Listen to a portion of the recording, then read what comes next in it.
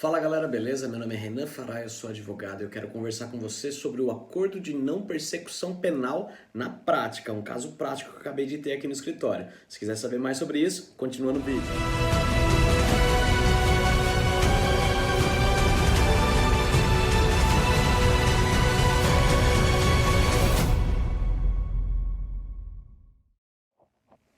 Bom, se você chegou até aqui, por favor se inscreve no canal, dá um gostei no vídeo, compartilha, comenta e dá aí seu feedback, né, pra nós, o que você achou desse vídeo, combinado? Sobre acordo de não persecução penal. Se puder, comenta acordo de não persecução penal, porque assim o YouTube entende como relevante esse vídeo para falar, para mostrar para as pessoas que procurarem esse tema no Google ou no YouTube, combinado? Bom, Renan, o que acontece? O que é o acordo de não persecução penal? É mais uma forma aí de fazer uma transação, de fazer uma forma de interromper, de não ter a punição de uma pessoa no processo crime, tá? Ele ficou muito famoso agora com os crimes da Lava Jato, né? Com os acordos que eles faziam, né? Então, a delação premiada é um acordo, a transação penal é uma forma de acordo, a Lei 9.099, né, vem trazer essas opções, a suspensão condicional do processo, enfim, agora a gente tem o acordo de não persecução penal.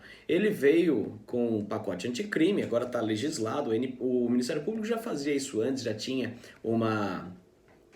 um regimento que permitia, mas agora está no Código de Processo Penal, no artigo 28A. Tá? Ele vai dizer ali quais são as regras. Não pode ser um crime maior de 4 anos, não pode ter violência, tem que ter restituição dos bens que a vítima foi lesada. É muito interessante porque por vezes o Ministério Público não vai conseguir provar tudo aquilo que ele quer, mas aí com o acordo de persecução penal ele consegue pegar, recuperar valores e enfim, e a pessoa ainda tem uma certa punição, tá?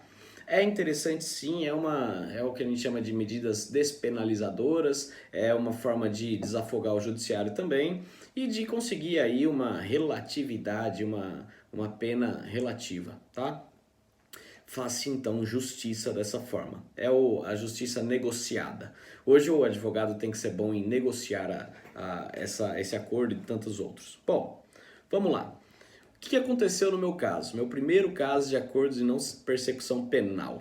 O processo já tinha sido sentenciado, né? Eu fui contratado para fazer o recurso, tá? Então eu recorri e eu tinha bons argumentos para o recurso. Fomos então para o tribunal. No Tribunal de Justiça, em São Paulo, perguntou-se, né, se eu gostaria de fazer a sustentação oral. Disse que sim, né, faz parte do meu trabalho fazer a sustentação oral. Fiz então os memoriais escritos, enviei para os desembargadores e antes mesmo que eu pudesse conversar com eles pessoalmente, fazer o que a gente chama de embargos auriculares, saiu um despacho do relator dizendo: converta o julgamento em diligência para que volte para a primeira instância para que o promotor analise a possibilidade da aplicação do artigo 28A, ou seja, do acordo de não persecução penal. Bom, voltou então para o Ministério Público aqui da primeira instância, que encaminhou, que fez a seguinte proposta. Ele quis um pagamento de R$ 40 mil para a vítima, corrigido de 2016 para cá, mais 4 meses de serviço comunitário, mais 2 salários mínimos para a instituição municipal de saúde para fins do Covid e a formal confissão plena de todos os fatos, né? Bom, eu preciso falar um pouco dos fatos agora para vocês entenderem. Tratou-se de uma pessoa que foi despejada da casa por não conseguir pagar o aluguel, tá? E aí ela foi embora e levou os bens que estavam na casa porque eram dela, né? Todos os bens eram dela. Ela comprou, tudo bonitinho. O locador, bravo porque tomou um tombo, e tomou mesmo, tá? Aí a gente tá falando de uma dívida civil, de um ilícito civil, tá? Ela deveria ser executada na esfera civil, mas não, ele foi na delegacia e fez um boletim de ocorrência dizendo que ela limpou a casa, que levou todos os bens embora. Só que os bens eram dela, tanto que ele não juntou uma nota fiscal para comprovar que aqueles bens que ela teria se apropriado indevidamente, né, apropriação indébita, teria sido que eram deles, né? E aí a gente fala sobre isso no recurso. Acontece que ela foi revel, né? Ela foi citada e não apresentou a sua defesa, né? A ré. Então acabou prejudicando muito concepção do juiz, né? O conceito dele quanto a ré, tá?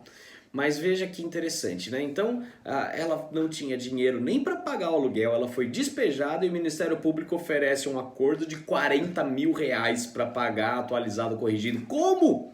Como vai conseguir pagar isso? Como que ela vai conseguir cumprir, aderir a um acordo tão absurdo, de um valor tão expressivo, não é mesmo?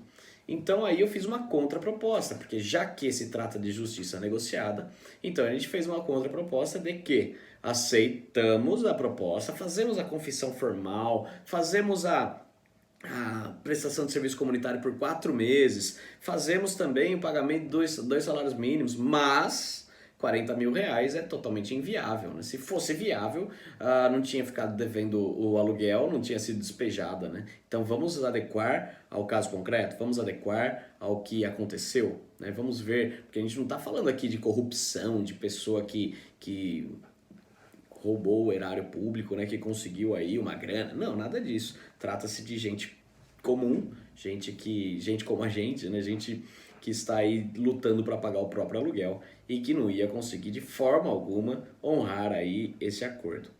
Vamos ver se o Ministério Público concorda comigo e eu vou contando para vocês aí cenas do próximo capítulo. Perfeito?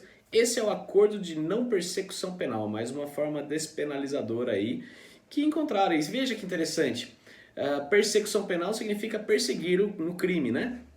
Esse acordo já foi muito mais do que perseguido. Esse processo já foi muito mais do que perseguido. Já foi para o Tribunal de Justiça, já estava com o desembargador para julgar a minha apelação. Volta tudo para a gente tentar negociar de novo. E isso pode, tá? Pode até depois da condenação. Enfim, é bem interessante, né? Um novo instituto aí do processo penal. Inclusive, vai sair agora um livro novo do Ronaldo João Roth, falando sobre o acordo de não persecução penal na justiça militar, se é cabível, se não é. Aí pela editora Dia a Dia Forense, fica a dica também de leitura para os meus amigos. Perfeito? Mais uma vez, gostou do vídeo? Se inscreve no canal, dá um gostei no vídeo, comenta lá embaixo o acordo de não persecução penal e fala pra gente o que você tá achando, dá o seu feedback para nós. Se quiser também aciona o sininho aí para você sempre ser notificado de quando houver um novo vídeo aqui do canal, perfeito? Um grande abraço, tenham todos um excelente dia.